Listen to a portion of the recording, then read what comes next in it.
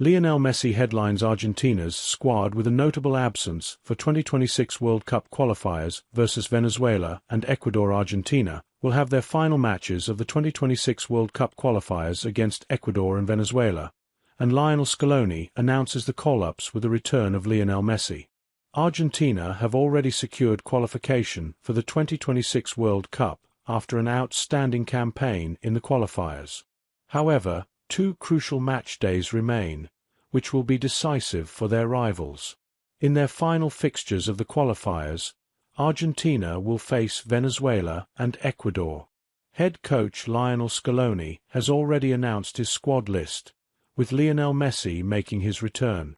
It marks Messi's comeback to the Argentina national team after missing one of the previous qualifier windows due to an injury that kept him sidelined. The captain now returns fully recovered and is expected to bring his trademark intensity and determination as the team closes out the qualifying campaign, although he did feature for a few minutes in the last match against Colombia. Argentina will likely test new players in these matches to expand their options heading into the next World Cup, which could also prove advantageous for their opponents. Venezuela need a victory against Argentina to keep their hopes of direct qualification alive, or at the very least, secure a crucial result. For now, they sit seventh, holding a playoff spot. Ecuador, on the other hand, are already mathematically qualified and sit second behind Argentina. They will look to close their campaign in style with a win, while also measuring themselves in what could be a preview of their potential at the next World Cup. Ecuador have been one of the toughest teams for Lionel Scaloni's side to face. Who is the big absentee from the squad list?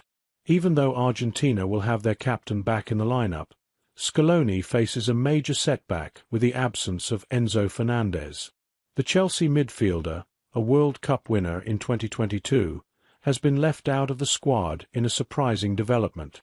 However, the decision is not due to performance or personal reasons. According to journalist Gaston Edel, Fernandez is unavailable because he must serve a two-match suspension after being sent off against Colombia for a harsh tackle on Kevin Castano. The reigning world champions will fight for victories as they always do, but the task becomes more complicated without one of their most important midfielders.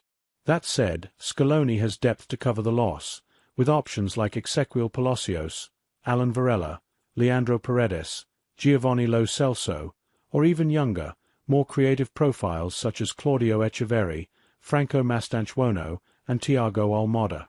The final decision remains in the coach's hands.